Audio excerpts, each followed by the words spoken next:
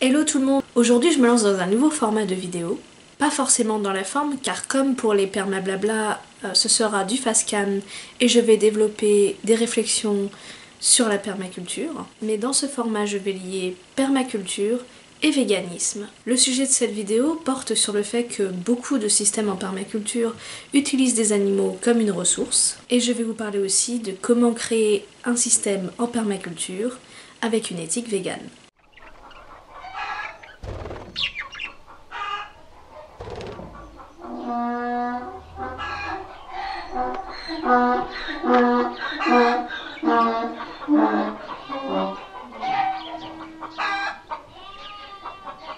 Avant de commencer ma réflexion, je tiens à préciser quelque chose. Tout ce que je vais dire n'est ni une attaque envers les permacultrices qui utilisent des animaux dans leur système, ni une propagande pour les personnes qui aiment utiliser ce terme envers toutes les réflexions autour du véganisme. Chaque personne est libre de ses choix.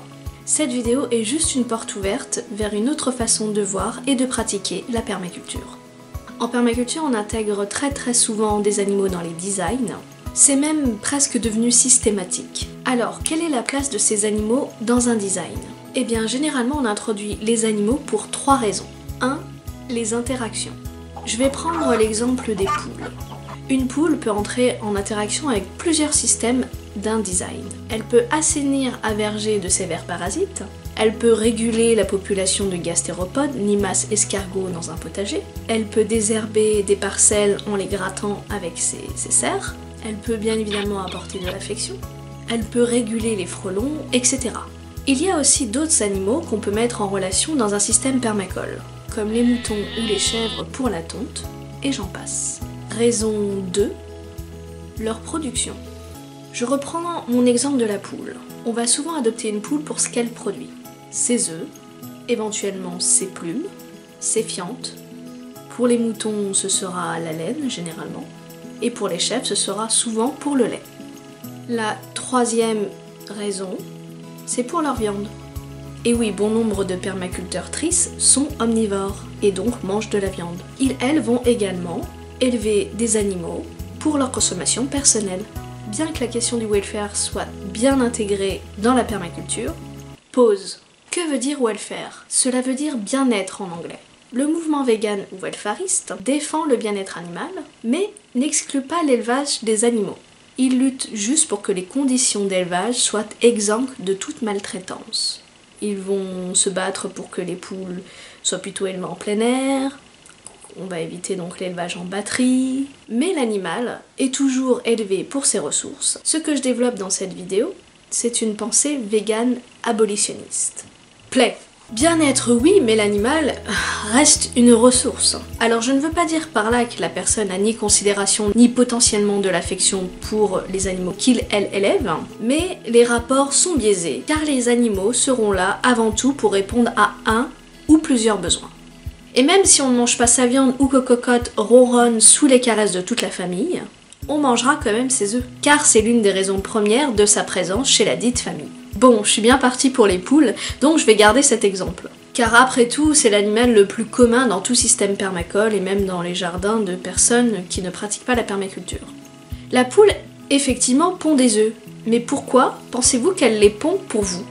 La position végane abolitionniste est la suivante. Adopter, acheter ou élever une poule pour ses œufs ou sa chair, même une poule heureuse et bien traitée, n'est ni plus ni moins que de l'exploitation. Cela contribue à la norme d'élever des animaux pour leurs ressources, cela vulgarise encore plus l'idée que l'animal est une marchandise, et cela participe, même de loin, aux dérives liées à cette exploitation. Par exemple, comme le fait de tuer les poussins mâles dans la filière des poules pondeuses, les conditions d'élevage abusives, et pour finir, cela renforce l'idée que les besoins d'un humain sont beaucoup plus importants que celui d'un animal non humain. Petit fun fact, savez-vous ce qu'est un œuf de poule? Non? Eh bien ce n'est ni plus ni moins qu'un ovule. Quand il n'est pas fécondé, eh bien c'est un ovule infécond, ce qu'on pourrait comparer aux menstruations. Quand il est fécondé, il donnera un embryon qui donnera un poussin. Le fait d'enlever les œufs que les poules pondent à chaque fois les incite à pondre plus. Cela engendre du stress et de la fatigue. Si on lui laisse ses œufs, la poule en produira naturellement beaucoup moins. Et même, elle mangera ses œufs inféconds, car ces œufs contiennent des nutriments qui lui sont profitables, autant à l'intérieur qu'à l'extérieur. Quoi qu'on en pense, la poule ne s'est pas mise naturellement à pondre des œufs pour le bien des humains. C'est le fait d'avoir commencé à élever la poule et à lui extraire ses œufs qui a changé son comportement. Alors j'en entends d'ici dire « Oui, mais la poule, elle est nourrie, logée, blanchie, je la caresse, etc. » Je peux bien lui prendre ses œufs en échange, non? Je répondrai ceci.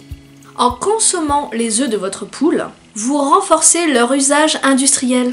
Bon, mais finalement, est-ce qu'on peut être vegan abolitionniste et avoir des animaux dans nos systèmes permacoles? Ma position est la suivante. Oui, mais selon certaines conditions. 1. Adopter plutôt qu'acheter. 2. Ne pas utiliser leurs ressources, ne pas utiliser les œufs, le lait, la laine, etc. 3. Ne créer que des interactions positives. Pour l'exemple de la poule, on peut la lâcher sur nos parcelles, nos vergers, nos potagers, etc. Parce que naturellement, elle aura envie, et c'est un plaisir pour elle, de venir manger les petits vers parasites, manger les petits gastéropodes. En fait, ce sont des actions que les poules feront de leur plein gré, sans contrainte. Pour les moutons et les chèvres, on peut aussi les lâcher sur nos parcelles et les laisser brouter notre gazon. Car ça aussi, ils le feront naturellement et sans contrainte. 4. Bien connaître les besoins et les comportements de ces animaux et les respecter. 5. Ne pas adopter un animal pour couvrir un besoin et être sûr de pouvoir l'accueillir dans de bonnes conditions, et pour lui, et pour nous. Mais il est tout à fait possible de créer des designs en permaculture sans avoir d'animaux ou sans utiliser des produits venant d'animaux. Voilà, je pense que je vais arrêter là cette vidéo. Pour moi, elle ouvre déjà suffisamment le débat. Encore une fois, aucune accusation derrière les réflexions que je viens de développer. Je précise que seuls les commentaires respectueux et constructifs sont acceptés dans l'espace commentaire. Si vous désirez soutenir ma création de contenu, eh bien je vous invite à me laisser un petit pourboire sur Tipeee. Vous retrouverez le lien de la page dans la description de la vidéo et à la fin de cette vidéo. Allez, il est temps pour moi de vous dire à bientôt. Ciao!